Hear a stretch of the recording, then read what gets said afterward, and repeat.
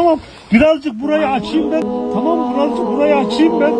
Sana biraz bana müsaade et. Şurayı birazcık açayım, tamam. Az bir şey açayım. Buradan. He. Buyur. He. Ayağım güzel. Ben az bir şey açacağım sana, oradan maske göndereceğim. Bir oksijen göndereceğim, tamam mı Abdullah? Ha. Abi hava vermemiz lazım. Hava verebilir miyiz hava?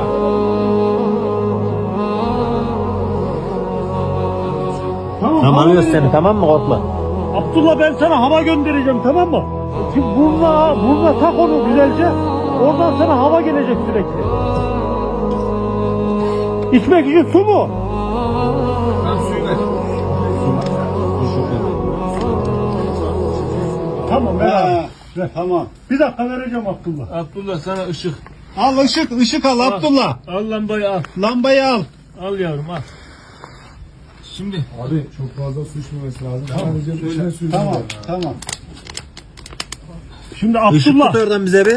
Tamam, tuttu ışığı. Ben suyu gönderiyorum. Abdullah, ben sana suyu gönderiyorum, tamam mı? Ha? Abi burayı açalım. Hepsini ayarlayacağım. çekeriz. Bak sana şu suyu gönderdim bak. Alabiliyor musun?